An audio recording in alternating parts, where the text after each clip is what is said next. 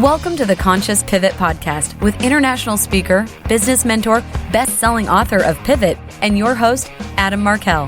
The Conscious Pivot shares the stories and wisdom of people who have successfully reinvented some area of their business and personal life. You'll gain powerful insights into how you can fully embrace new opportunities, increase your performance, and master the art and science of innovation and resilience. So please join Adam as he guides you on your conscious pivot. Hey, everybody. Welcome back to another episode of the Conscious Pivot Podcast. I'm your host, Adam Markel. And as you may be able to detect through your hearing senses, or perhaps you're watching this on YouTube, I am in a different location for this show. Having moved in the midst of the corona pandemic, not sort of at the beginning, certainly we stayed stationary and we were quarantining at home and doing all that we were asked to do. But when we were given permission and the signs were good, Randy and I packed up and we moved to the East Coast. We have a home on this little island off Cape Cod, and we are here. And I'm in my studio and really feel incredibly blessed in this moment to be able to do something that I love to do. I have tremendous passion around conversation with great people. And, podcasts are a wonderful tool. It's sort of a more interesting form of TV for me today. And it is the way in which I get to express my voice and our guests get to express their voice. And by the look of it, with so many amazing shows that are available in this podcast arena, it really has become a new media that has leveled the playing field, that has actually given all of us sort of equal footing and a level playing field to have a voice in the world. Which is something that we have as a species. We have fought for that from the beginning of time. The thing that makes sentient beings and human beings really so unique and special is this capacity to share ideas, to share stories, to connect with people through those communications. And I paused there for just a second because, of course, when you think of sentient beings, it's not just human beings. And we know that whales communicate and dolphins and birds, and there's so much communication that goes on. And we've been dog lovers. We've had dogs, and they certainly would communicate with us all the time, always telling us, what they wanted, how they felt, they never complained. Let's just put it that way. The one really wonderful thing about being a dog owner and having those members, those additional members of our family, was the fact that they didn't complain. They never did. And they also didn't judge. I just got nothing but unconditional love from all of our dogs across the years that we were lucky enough to have them. I have a wonderful guest today, somebody that I'm so excited that he is the first guest that I will be podcasting with from our new location. We'll be here for several months, and I feel just really, really excited and honored that I have him as a guest on the show. We actually have a mutual friend. We'll probably talk about that a little bit today to honor that other individual. My guest today is Dr. Peter Nieman, and Dr. Nieman has worked as a community-based pediatrician since 1987.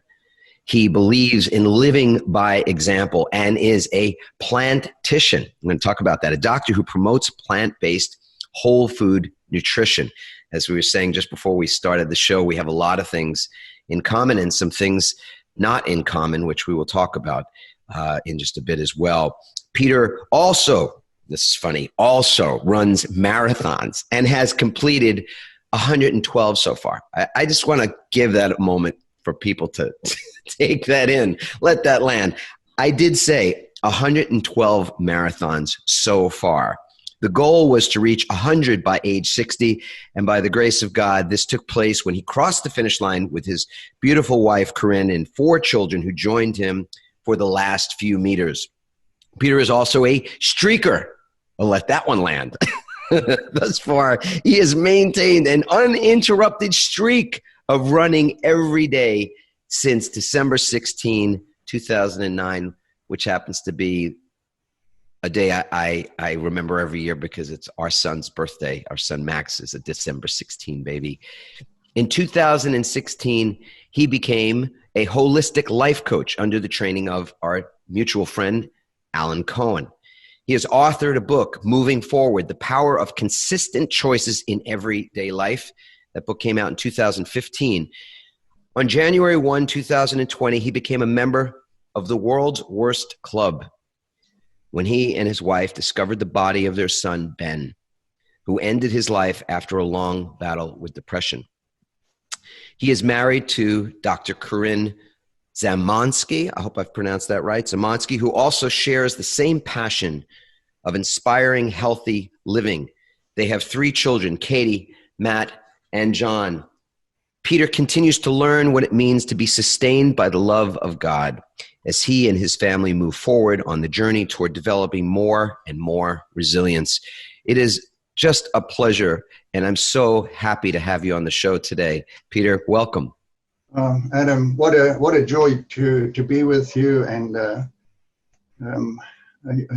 think you don't know this, but you go with me on many of my runs. You've been running with me quite a bit. When I listen to your podcasts, that's when you come with me, and I'm inspired by your work, and cannot tell enough people to tune into this podcast if they want to pivot their life and move forward and be strong and resilient. Thank you, Peter. Thank you. I just the thought of having been with you on some of your runs, when I hear that you've done 112 marathons, I go, I'm getting in shape, and it's the most efficient way for me to get in shape. Beautiful. Well, you're welcome. I'm looking forward to many more runs with you, many more podcasts. Oh, beautiful. So I love this question. I think you've probably heard it a time or two before, but Peter, what's not written in that bio that you would love for people to know about you? Well, looking at me in totality, in holistically, what probably doesn't come out in the bio is just my love for the Creator and how much I depend on God for my strength. And having gone through this difficult time, losing a child really has pivoted us, Alan, as you can imagine. But what I think Viktor Frankl said, he is a Holocaust survivor. He said, "What doesn't break you makes you stronger." And now we're getting to experience that, and we're not alone, which is a wonderful, reassuring thing. People like you, people like Alan, many other people have come right alongside us. And, my favorite marathon is New York, and the crowds are amazing. And when you do this distance, it's 26.2 miles. It's the same for the Kenyans as it is for mere mortals like me. And, we all like to have people cheer us along, but isn't that a metaphor for life? Even though we have people on the sidelines cheering us on, being there for us, we still have to do the running. And the beautiful thing about running, another metaphor, is that everybody has their unique pace. There's no need to compete or compare.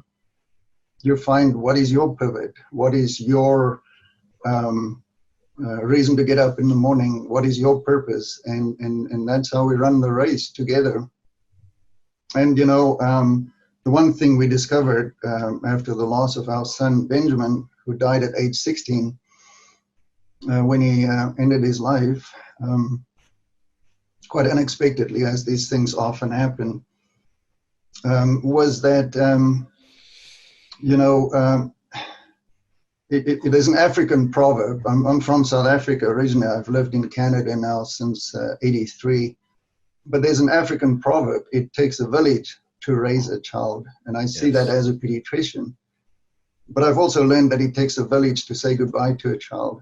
And we've been very much supported by so many good and kind people, and really hopefully be able to help other people later, Adam, because this problem, unfortunately, is getting worse, where teenagers end their life because they don't have resilience. Yes. It's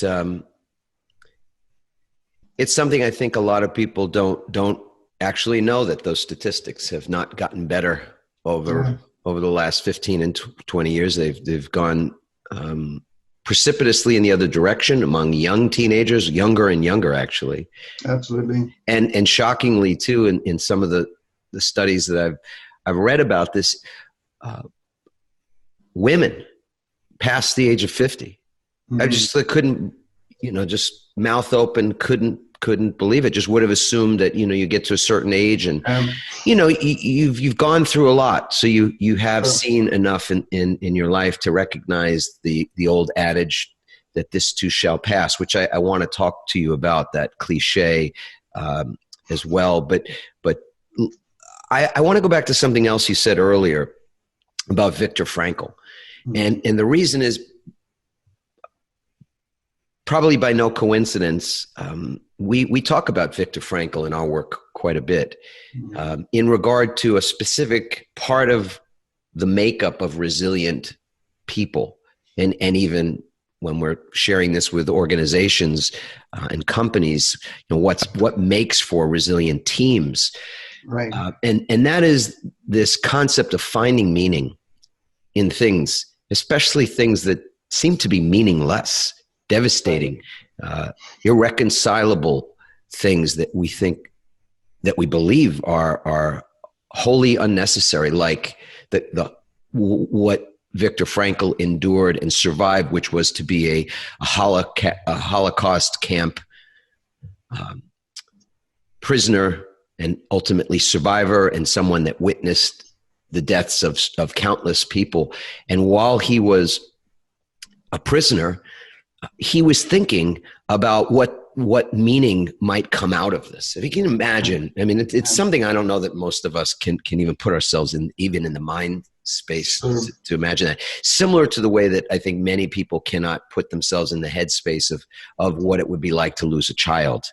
These similar irreconcilable things. To find meaning in something like that has fundamentally been a part of the process of creating resilience. Not just that you are demonstrating resilience, but you're actually creating it as you go along. That you're building resilience. And I think a lot of people don't know that you're not just born resilient because it's in our DNA as human beings. That's how we have evolved to this point and made it through so much. But that we can actually learn resilience and create it and develop it. And Viktor Frankl's work is one of those. He not only got out of the camp, but he also wrote Man's Search for Meaning, and he shared his meaning therapy work with millions of people around the globe. So if you could speak to, where are you in that process of finding meaning in the loss of your dear son, Benjamin? It's been 6 months now, so half a year. And there's a pastor in Southern California, Rick Warren, who also lost his son. He's helped a lot. He's actually reached out to me and my wife and supported us. But he said something. He says, it's something you never get over. You will never get over this, but you will find ways to get through it. He also said that, we have a choice really as humans to let something like this develop us, but some people unfortunately choose to let it destroy them or define them. So to answer your question, I'm very keen to let this develop me and my wife so that we can help other families who may go through this. And I'm a member of the American Academy of Pediatrics, and the Academy has asked me to join them in this effort too. So the whole thing about meaning is an important one. I'm not sure if you're familiar with David Kessler's work on grief. If any of the listeners or viewers want to Google David Kessler, Kessler, maybe we can put it in the notes. He is a real guru when it comes to grief. He also lost a child, and he worked with Elizabeth Kubler-Ross, the stages of denial, bargaining, depression, acceptance, which, by the way, are not linear. But he got permission to add a sixth stage, which is meaning. And And so many times, if we lose a spouse or a child or a leg or whatever we may lose, can we grow from it? Can we let it develop us? Can we make that choice? Adam, I often think of how would I define my own definition of resilience, and I got it this morning again when I was running. It was such a beautiful day. Yes. You know, got out there, the birds are singing. Where I live, if I look to the west, I look at the Canadian Rockies. I'm running next to a body of water, and I looked up, there was the moon setting toward the east. And I thought about this, you know, here I am training for my next marathon. And this is a mental marathon we're going through. So the definition for me of resilience is to train our mind. As you say, we have that choice to train our mind to have the capacity, almost like fitness, to have the capacity to stay strong. It's a continuous thing, and to move forward, which is continuous, when life gives us what we didn't want or didn't choose.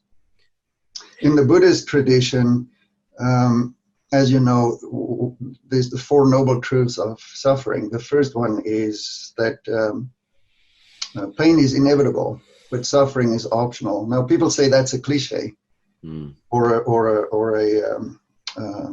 what's the word? A platitude. Yes. But I think it's sometimes important to pause and meditate when we hear the word cliche and platitude. Why is it that those things are named as such? And I think it's because we don't spend enough time to just think about it. And the wisdom of the Buddha, who lived 2,600 years ago, is amazing. And it's very true that nobody can escape pain or loss or setbacks or pandemics. Or impermanence. Impermanence, exactly. But the question is, how do we want to respond? And a lot of people react. And the good news is that there's a way out of suffering if we respond appropriately, if we have the right view, the right thoughts, the right action, the right words, the right livelihood. It's important to make sure that we spend time to be mindful and meditate, and that we also have the right concentration. I just love the conscious part of your podcast. It's not just the pivot, it's the conscious pivot. Yes. And I think we should remind ourselves that's a very important word. It is, I believe as well, Peter, because there's so much of what we experience by default because we're not actively choosing. Right. I mean, we take a lot for granted, like we take our breath for granted. Absolutely. Or even like in this moment.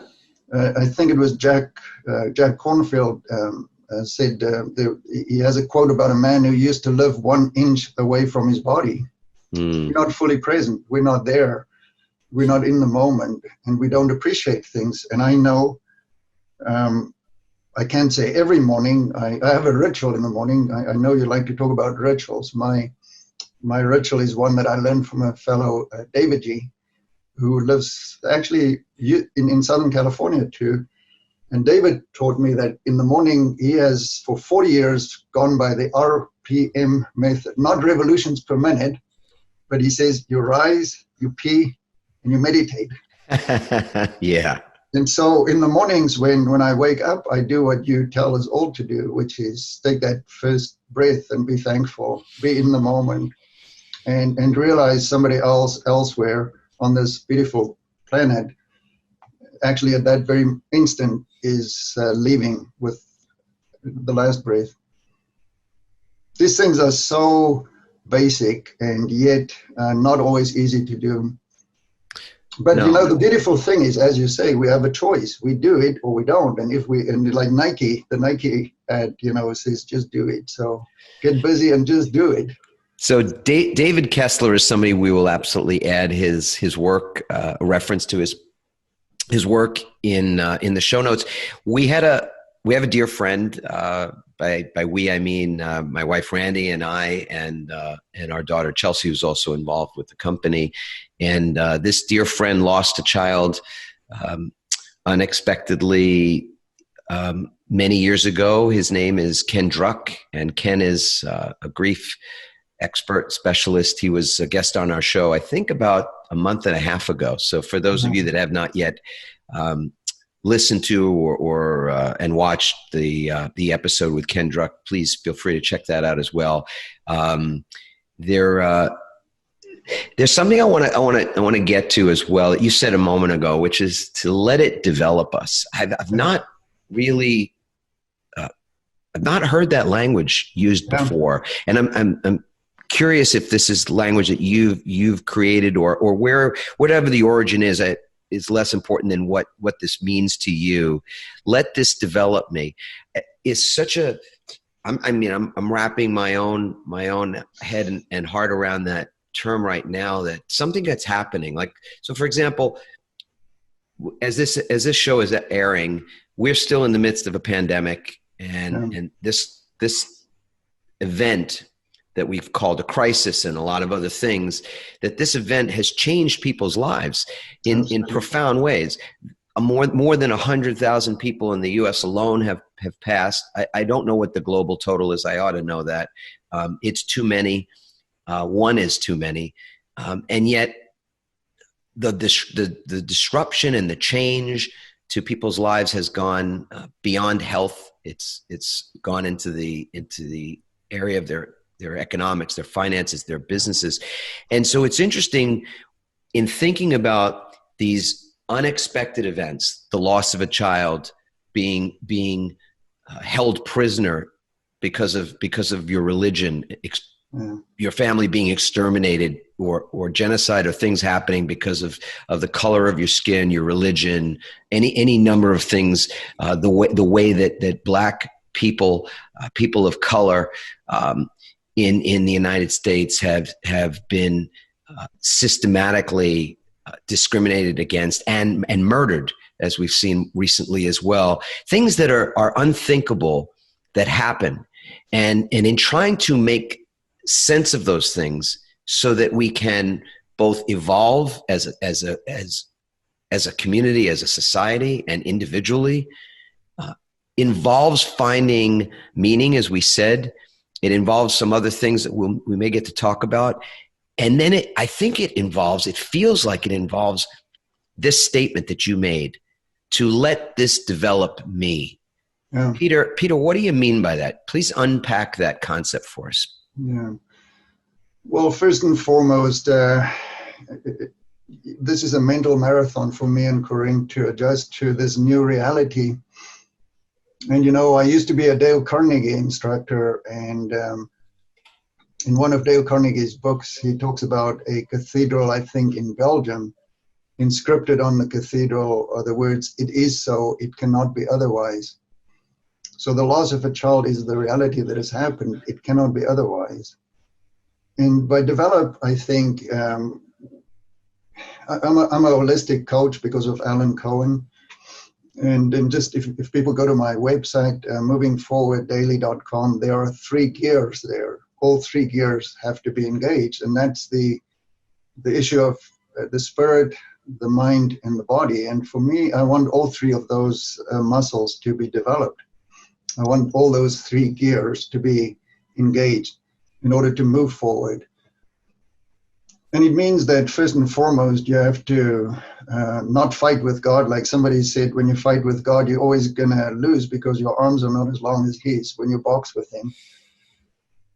And then just to get closer to knowing that we are sustained, there's a line in the Course of Miracles, Adam. I think you've talked about the Course before, and it says, I think it's lesson 50, it says, we are sustained by the love of God. And Corinne and I are really experiencing that. So it brings us closer to him. I know for some people who don't believe in God, or people who are mad at God, they may disagree with me, but that's my experience. That's my story. Like Alan Cohen says, that's my story, and I stick to it. It's bringing us closer to our Creator, even in difficult times. It teaches us about patience, endurance. It helps us to not think about ourselves all the time, but also to consider other people, to comfort them with the same comfort we've been comforted. But it also helps us to be resilient mentally. As you say, sometimes people are born with it and sometimes they're not. But for people who find they are not very resilient, there's hope. It's like, you don't have to run a marathon, but you have the ability to get fit physically. And I also think we all have that ability to get fit or more fit mentally. And we just call it resilience for lack of another word. I have a little a friend of mine who's in Calgary where I live, who's a social worker and an author, introduced me to the speech that Bobby Kennedy gave, the politician, famous Bobby Kennedy. And if it's okay with you, I'd like to read that. It was a poem that he ended up with. And I think it could have been even in the time of racial unrest in the 60s when Bobby Kennedy ran for the presidency. And he quoted a Greek philosopher, Asclepius, who lived 500 years before Christ, who lived in Athens. And it's about pain. Here are the words from Kennedy's speech. He who learns must suffer. And even in our sleep, pain cannot forget. And pain falls drop by drop upon the heart. And in our own despair, against our will, comes wisdom to us by the grace of God. And, I underlined he who learns must suffer. It's not morbid, it's not negative, it's real.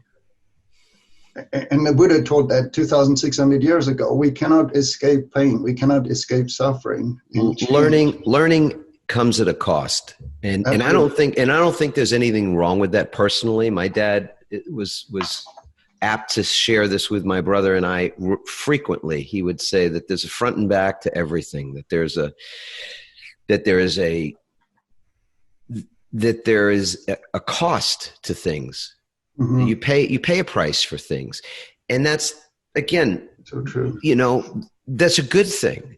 Yeah, I don't want a free lunch. I think people that think they want something for nothing or something to be easy, they're really selling themselves a bill of goods. They are diluting or being untruthful with themselves, because I think we know in our core how good it feels to put in a good day's work, to come through something that's tough and difficult, as painful as the process is, as excruciating as it can feel, as exhausting even. The other side of that is a joy that helps you to sleep well at night.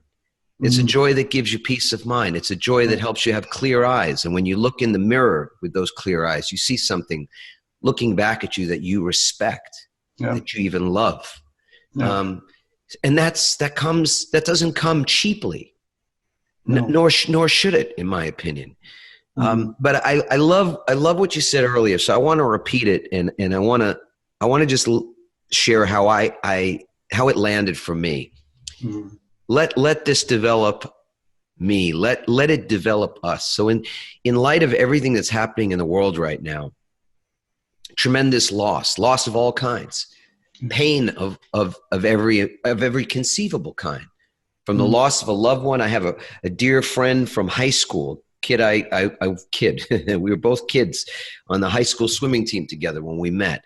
And he lost his dad to COVID-19 and couldn't even attend his funeral. Couldn't have a proper send-off, memorial, or mourning in the way that traditionally it's done.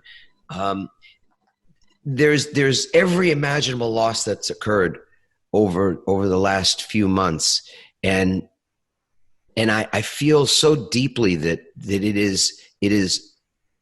is going to serve us in some way, that it's already serving us in ways that we couldn't have ever predicted or imagined.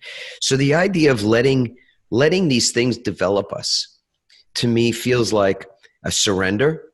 Yeah. It feels that we are surrendering to a wisdom, to a knowing, meaning it's in the book Pivot. I say something along the lines of, if you knew you couldn't fail, what would you do? exactly. What would be your approach to things if you just knew for a fact that you couldn't fail? There was no failing at it. Just like there is on some level, no failing, but for not learning, but for not experiencing the grace and the gift of a learning that comes from that experience. Pain is pain. I don't know that you can ever compare pain. You can't say my pain is different than yours. Yours is tougher than mine, because pain feels the same. Yeah. No, absolutely. And it's not a competition. Perhaps some can look at what happened in 2020. People on December 31st of 2019 said that may 2020 be the year of perfect vision. 2020, perfect vision. Yes, 2020 vision, right. And I think it's not the vision that we were guessing. No, it's going to be 2020 hindsight now. Yeah, and we're learning more about resilience, who we are, and we're learning about caring for each other. But in the Jewish tradition, I just spoke to a rabbi, a friend of mine, yesterday, and if I can just digress a little bit, and then please. That's the beauty of the podcast. We can just talk as friends. And the rabbi told me about a story of Jewish men who were in prison when Stalin was around, and it was a rabbi and a few other guys, and in the prison. And the rabbi was always smiling and happy and laughing. And these other men in his prison cell looked at him and thought he was going off his mind. He was losing it. But they realized the rabbi was for real. And so they asked him, Rabbi, why are you so happy? And he said, well, let me ask you, what do you do? One guy said, I'm a doctor. And the other guy said, I'm a lawyer. Another guy said, I was a baker. And they're all sad because their profession was taken away from them. So the rabbi said, I see now, you are sad because your profession was taken away from you. You lost your profession. He says, but I can never lose my profession. That's why I'm so happy, because my profession is to serve God. And I think it's really quite symbolic of how when we find meaning, when we find purpose, when we find our calling, and we're there to help other people, it makes a huge, huge difference, not just to us, but to others, because we are interconnected. And so when we get enlightened, when we learn, when we grow, when we talk about these things, yes, it does help us, but if we keep it to ourselves, it's not a good thing. We need to share it to help other people.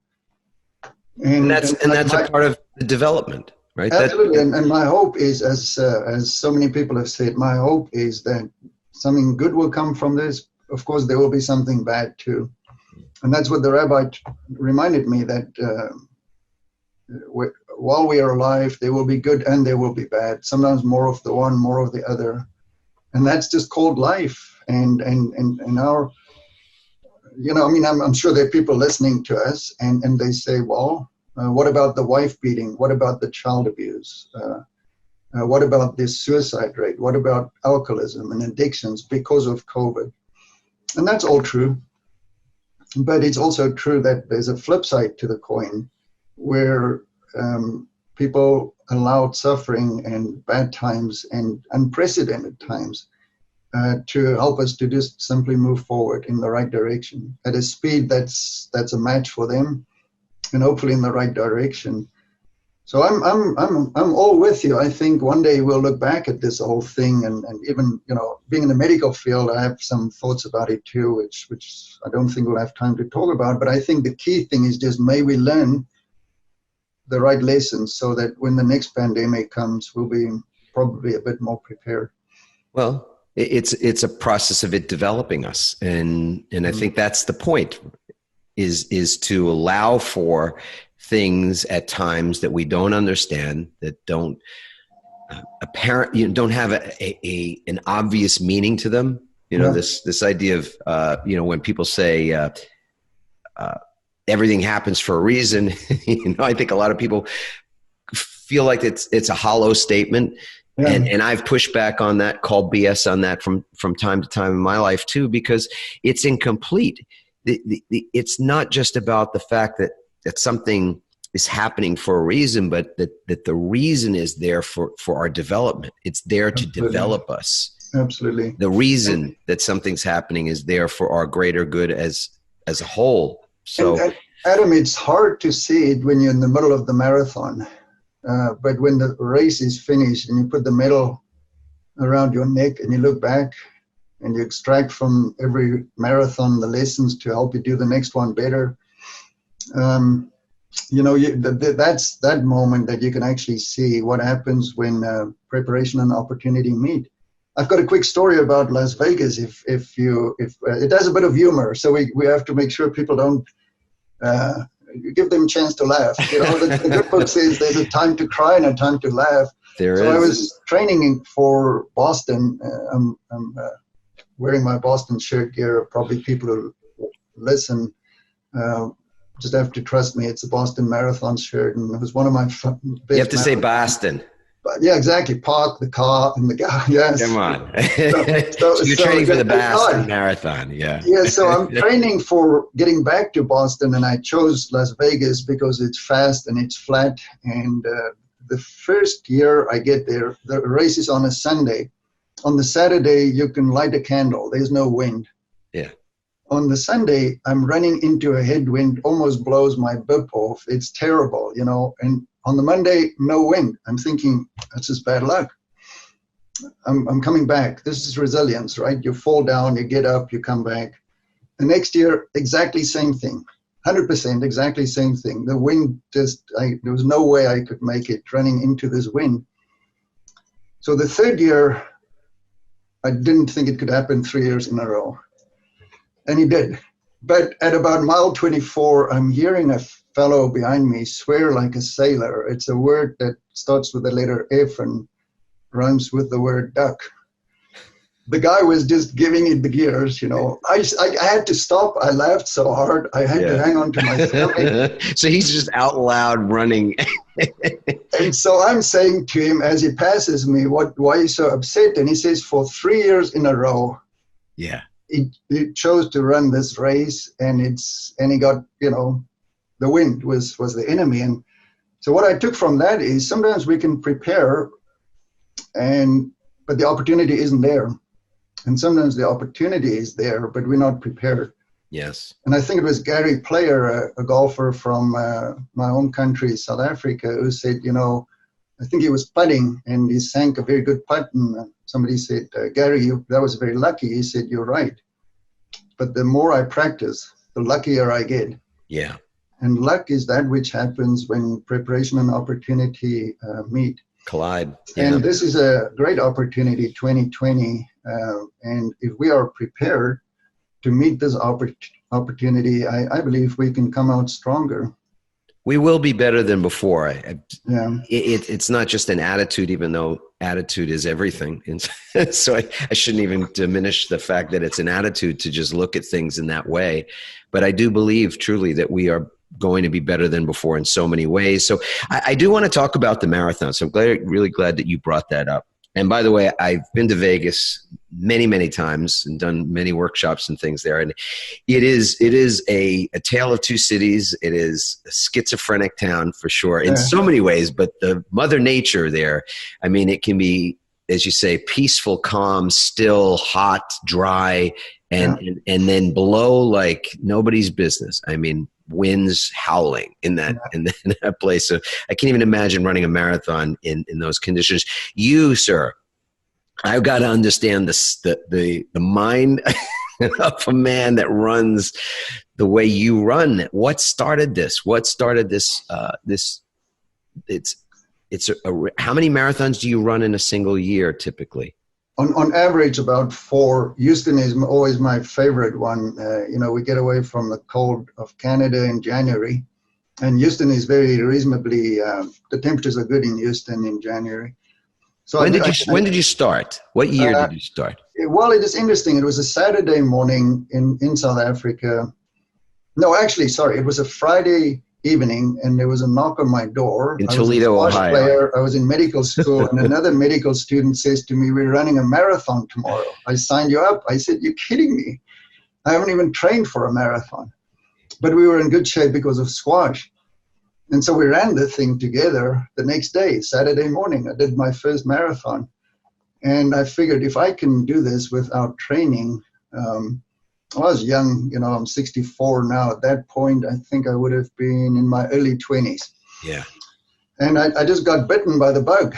And then in medical school, I was so focused on training and residency in pediatrics. And when I landed here in Canada in 83, it took me about 10 years to start running again. And so my second or third marathon was in the early 1990s. And ever since, I've averaged about 4 or so a year.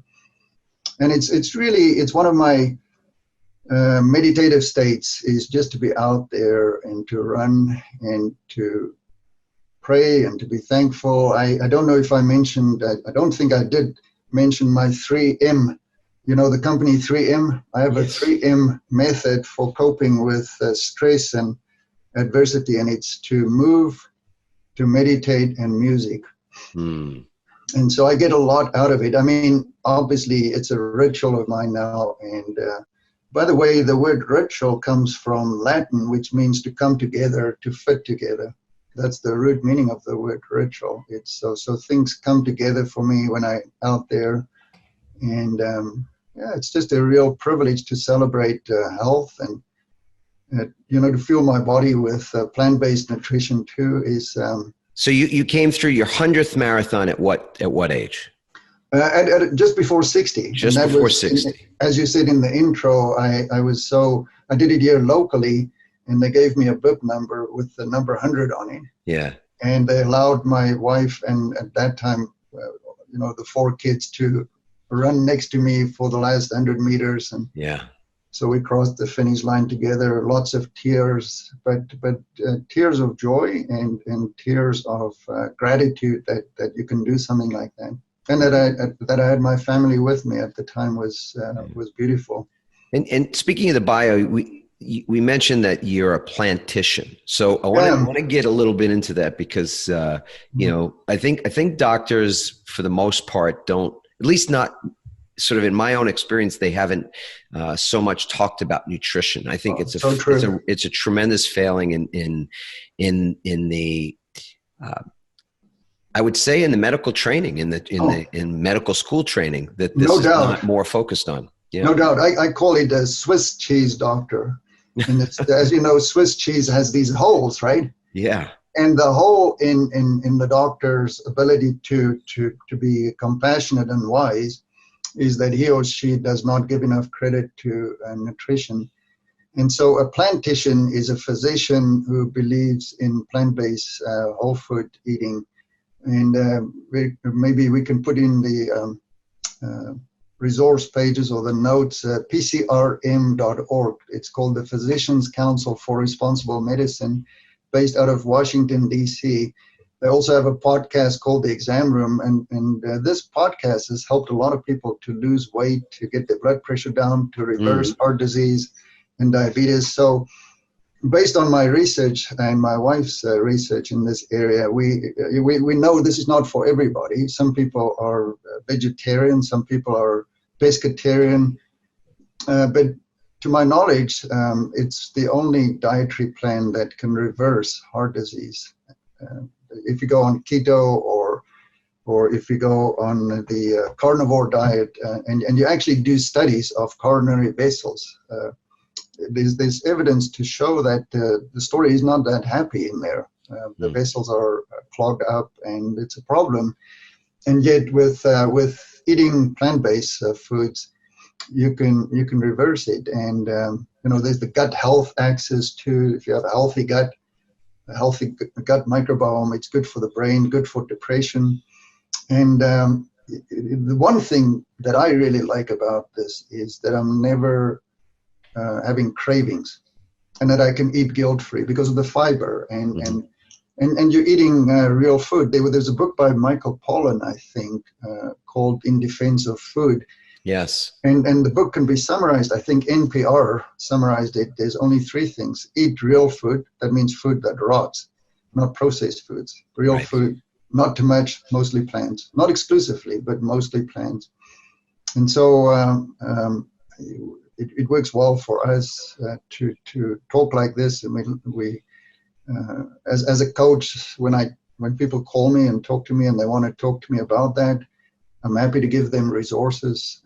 I'm happy to help them and encourage them, but it's definitely not for everybody. And I can be evangelical about this because not everybody, who was the guy that said, I like my salad, but also with some meat on top of the salad. Right.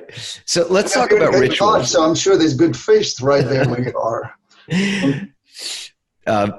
You defined rituals earlier, and as this sort of coming together, and for me, rituals is really the key to so much of how I organize my own life is based on my rituals. So, and I feel like the quality of my life really equals the quality of the rituals that I maintain consciously, as you pointed out. So what are some of the rituals that you are consciously creating and maintaining? And maybe there's a new one. I don't know if you've swapped any out or tried something new that you're feeling really good about at the moment.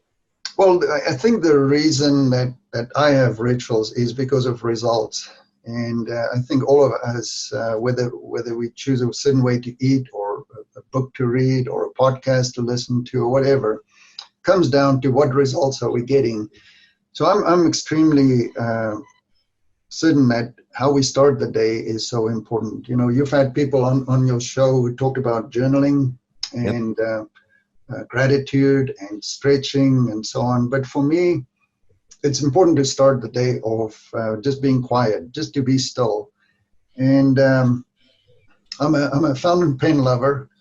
And so just to sit in my study with a white sheet of paper and use my fountain pen, and just get ideas that come for book writing. That's blissful. That's to be in the zone, to be energized, to be in the present moment.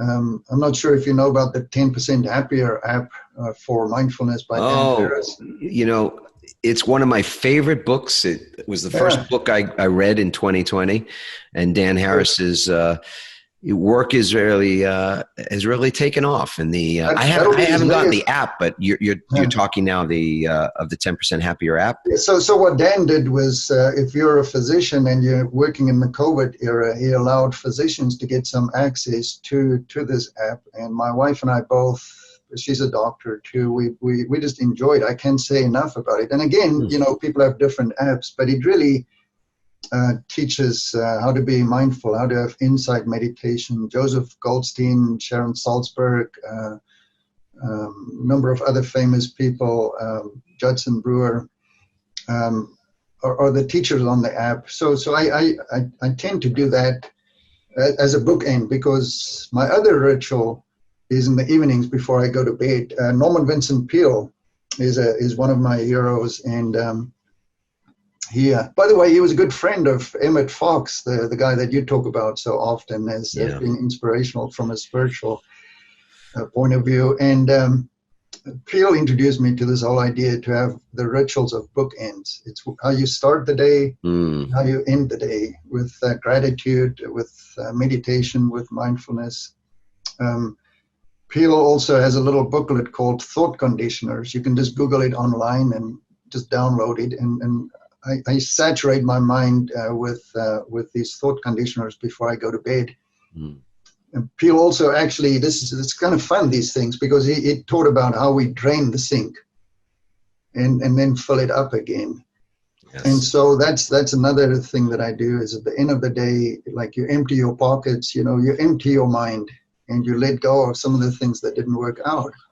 I mean, I'll never forget where I was running when I heard you talk about a Blue Monday. It was a bad day for you. One of your clients didn't want to continue with you, and you perhaps took it personally and fussed over it, as you would. Most people would do that. It's just very normal.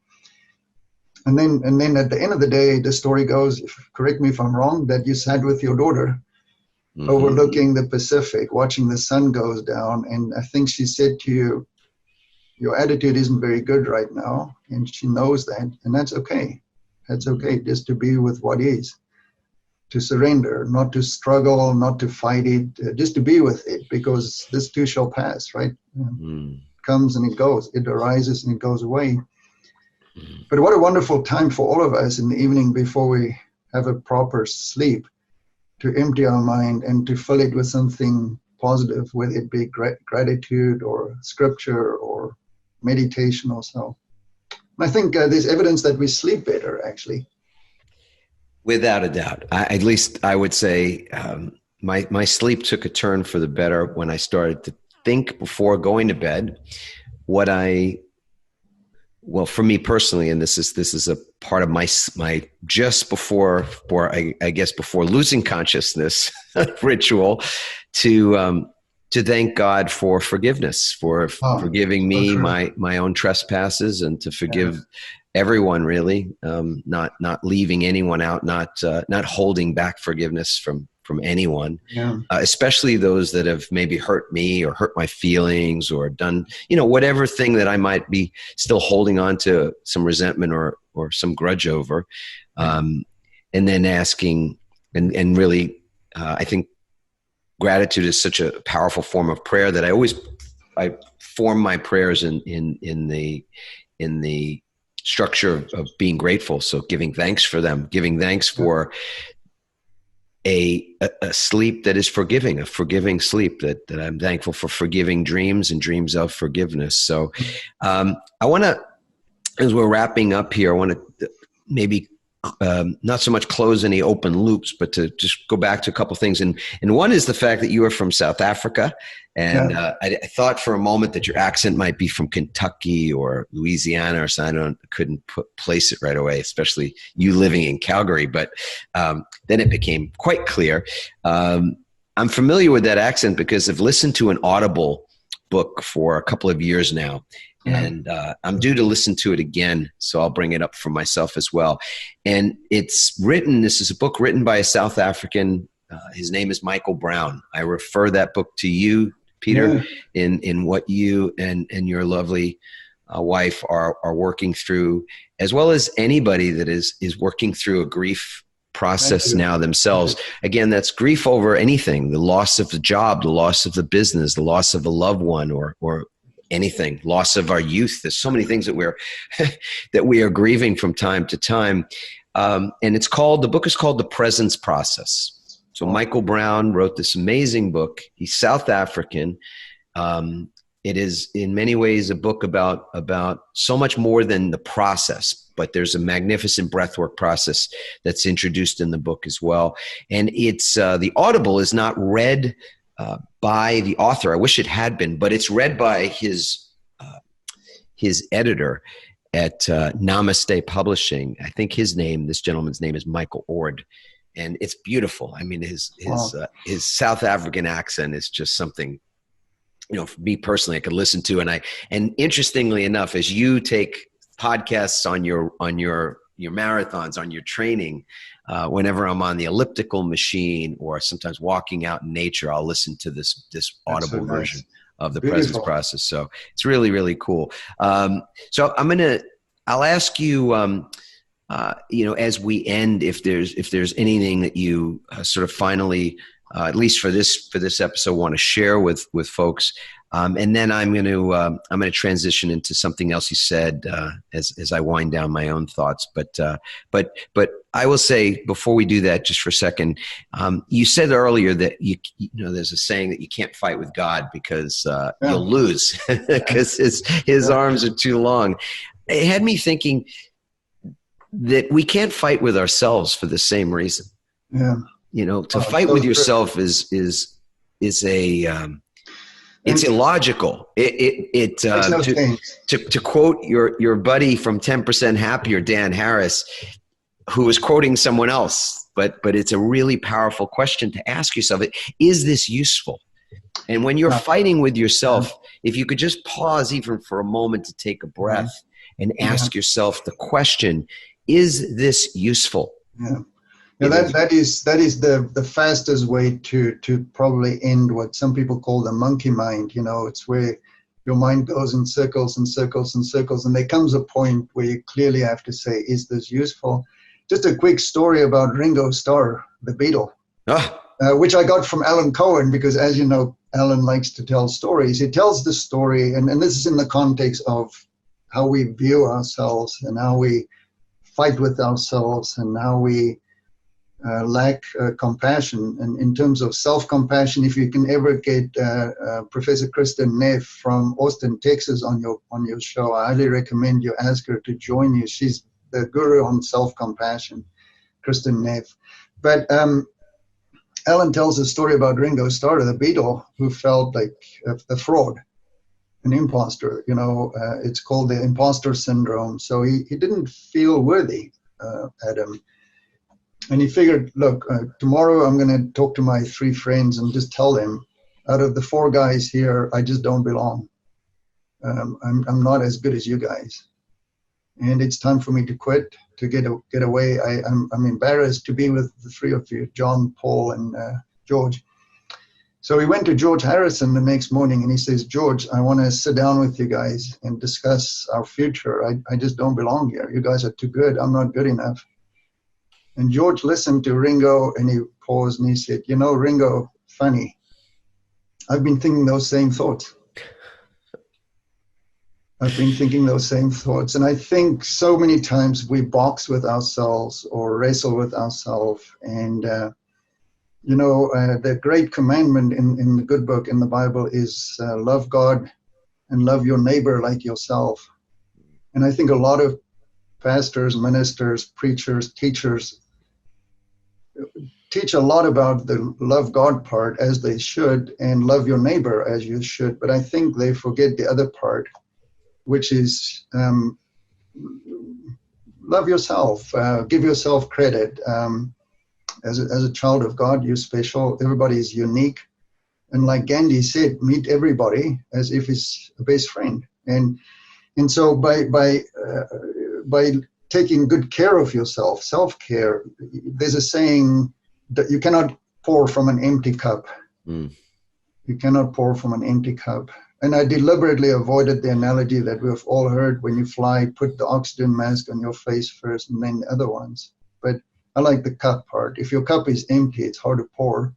Yes. So to invest our time growing, getting more resilient, having a pivot, having rituals, and doing it consciously is, to me, a great way to just work on that tendency of wrestling with ourselves and fighting with ourselves. Indeed it is. Yeah, it's that concept of the golden rule is so interesting, because I'm going to take maybe a little bit of a different slant on that for a moment to say that I think people do in many ways treat people the way they treat themselves. Love thy neighbor as you love thyself, or something.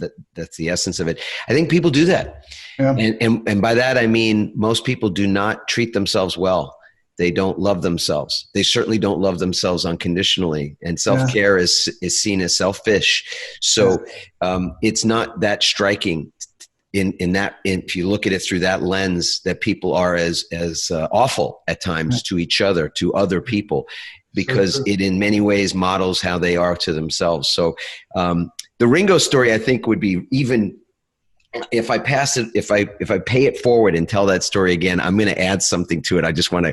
What are you going to add? I want to say that I'll probably have to tell Alan as well that I've embellished on the story. But I feel like there's a joke that's there for the taking, and the joke would probably be something along the lines of, he goes to George, who was his buddy, and he says, I feel like an imposter, and George says, I was just going to say the same thing. I feel like an imposter, so then they go to Paul or they go to John. You got to figure out which one it is. Probably just gonna stick with John on this one and say, hey John, this is how Ringo and I have felt, a bit of imposter. And John says something along the lines, I was going to tell you guys the exact same thing. I think you're both imposters as well. That is so good. Because it really was a big gap, I think, in on some level. you have four ridiculously talented fellows, and sort of one or two that were exceptional as exceptional goes. They were exceptional on top of that. So, but they never. John, in my opinion, I'm a huge music fan. John, as great, as talented, as gifted as he was, as gifted as Paul is and was, they were never and could never be what they were individually as they were as the Beatles, as a group. Yeah. And for some, maybe they find that maybe some folks will take exception to that. That's perfectly okay. But so I think there's something in that for me that says, each of us individually, we have our unique gifts and talents, and to aspire to share them and grow them is I believe honoring our Creator for sure. And at the same time, when we collaborate with others, when we come together with others to solve problems like the kind of problems that we are seeing in our world now and have been around for a very long time, but are seeking redress now, we are so much stronger together and so much better together than we are any of us on our own. So we are interconnected. It's like the waves of the ocean. One wave cannot say I'm not part of the ocean, or one branch of the tree cannot say I'm not part of this tree. And together we achieve more. I mean, this is a cliche, but it's true. There is no I in team, and team stands for together. Everyone achieves more. Indeed. So my final thoughts on from this show really are relative to that term, "This too shall pass." And clearly with what's happened in your life and what's happened in all of our lives more recently, there is this concept of this too shall pass. And I do believe that is a truism, that it is a fact. If you've lived long enough, you know that time is a great healer. And I use that word healing, heals really sparingly, but I also look at this too shall pass for some time now as not just about things that we want to be resolved, and that we want to get past. But if you think about what this too shall pass really means, it's about the fact that every moment shall pass. So even when you're in joy, when things couldn't be better, it's the sunny day and you're doing exactly what you want and you feel great about yourself and confident and loved and money is not a worry and all the things that can contribute to somebody feeling joy, that too shall pass. It cuts both ways, or it operates.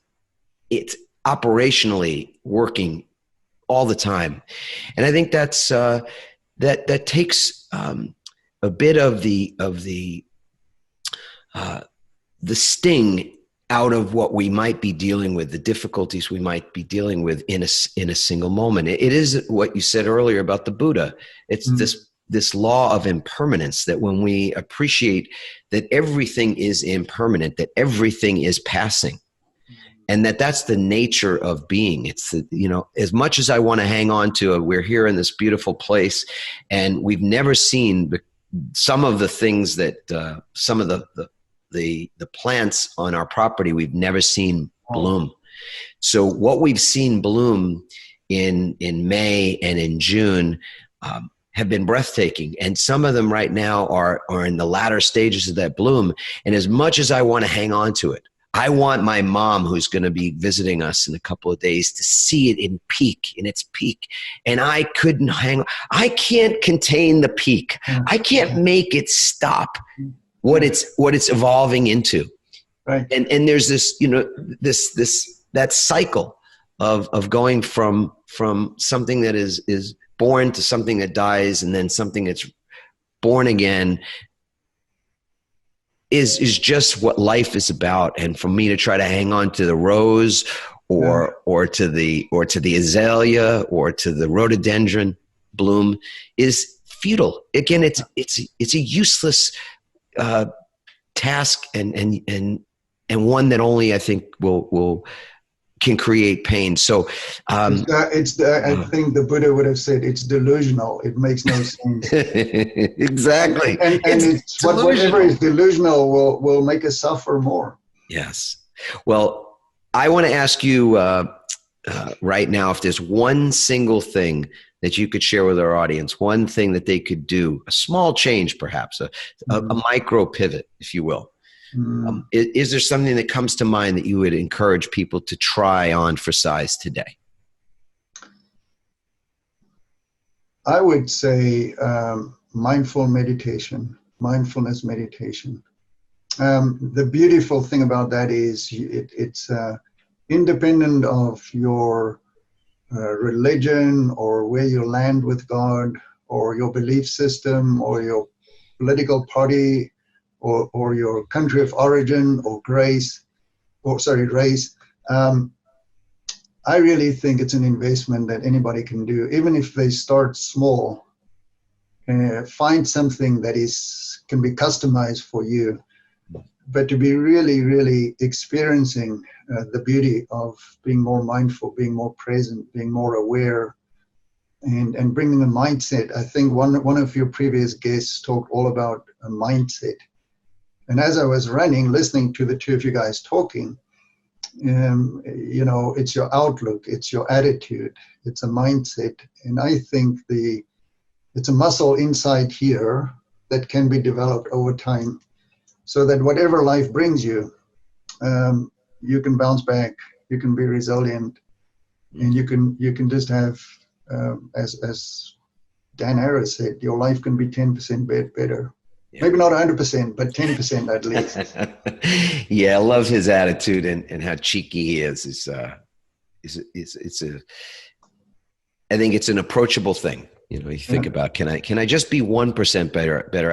I like to use the British cycling performance director, Dave Brailsford, as the example for what 1% improvement, what 1% progress looks like, because he was able, in the course of a few years, to take a team that had never won the Tour de France, had not won a medal in the Olympics since 1910, and through this principled and disciplined practice of identifying and implementing 1% changes, 1%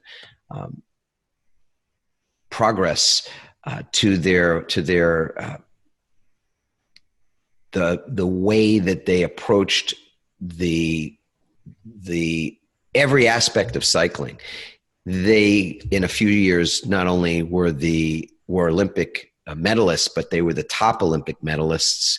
So I think he started with the team in 2003. They won an Olympic medal for the first time in whatever that was, almost 100 years, in 2004. And by 2008, they won more Olympic medals than any other cycling team, and then went on to win 5, 6, 7 Tour de France, simply because they were able to adopt this 1% philosophy. And so as we end right now, I've got my own 1% progress ritual, which everybody who's listened to the show before is familiar with, but it involves waking up. Yeah. So it is the waking ritual, and that's where I'll leave everybody today, which is that if you're listening to this, the good news is you did wake up. And that, as a lawyer, I can say there was no contract for that last night when you put your head on the pillow. There was nothing that said you're guaranteed to get to wake up tomorrow. So that was an unexpected event and a gift as well. So there's 3 small pieces to this 1% change in how you greet the day. One is that you wake up. That you've already done. 2, that you have some recognition that wasn't guaranteed. There was no contract for that, that it was truly something that you can be thankful for, that you can even feel blessed by. So gratitude being that second piece, that you're awake. 1, that I leave to God. This idea that we are waking, getting another day is out of our hands, and 2, it's up to me to feel grateful, so I get to choose to do that. And 3, that when I put my feet on the floor, I get to say something if I want to. I get to think something if I choose to. And the 4 words, the simple words that I've repeated now for more than 10 years are these 4 words that I shared on a TED stage, and I've shared in these podcasts time and time again, which is, I love my life. And some people, they love to say that. They write to us and email us to let us know how that practice has worked for them. And others have pushed back. Others have said, those are not words that I'm ready to say, or I don't feel that those words feel true. It feels like a lie. I feel like an imposter when I say those things. And my answer to those folks is, well, great. You don't have to say it because I say it, certainly. But what do you want to say? What is if you had the choice to plant a seed, as we all do at the very beginning of the day, what do you want to grow out of that soil? And choose some words that make sense to you to reflect what it is that you actually want to prophesize into existence for the day. So as the last question right now, it's simply going to be this one, Peter. I say I love my life when I put my feet on the floor in the morning. What are the words that you choose to say? It's very similar. And again, I got this from Dr. Peel. Love life and life will love you back. Love life and life loves you back.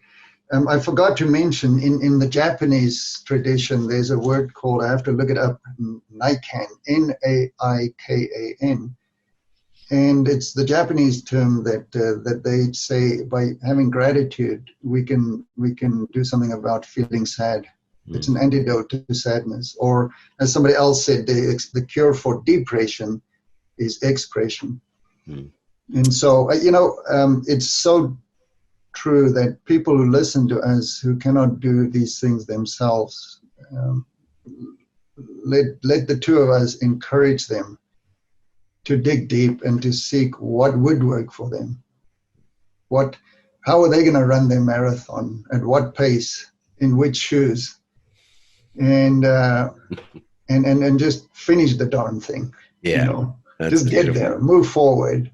Yeah. Don't quit. Well, my brother is a runner, and so I know he'll love this show. He'll love to listen to someone that has such an appreciation as he does for. If he wants to stay in touch, my email, and probably be in the notes, is info@movingforward. Anybody who wants to stay in touch and learn more or be encouraged or look at the book, whatever, I'm here to help, because I think it was Zig Ziglar who said, you can get anything in life if you just help enough other people get what they want. Yes, indeed. Thank you for being a guest on the show today, Doctor. Thank you so much. It's been an honor. And Thank you. Give an extra squeeze, an extra hug to your lovely wife as well. Well, from my heart to your heart, lots of love, lots of peace, lots of joy. Beautiful. Everybody, please feel free to leave your comment. Let us know what you think of the episode, any questions that you have. Obviously, full show notes will give information about every reference that we've made mention of, including how it is that you would get Peter's book and find out more about the work that he's doing in the world. All right. We love you and look forward to more and more of our interactions going forward. Perfect. Peace and ciao for now, everybody. Thank you. Thanks for listening, everyone. We hope you now have the tools and greater insights to navigate your own pivot. Help us inspire others by sharing this episode and leaving your comments over at adammarkel.com/podcasts. For more tips, strategies, and support as you consciously pivot into a new business and lifestyle you love, join our Pivot community on Facebook at pivotfb.com.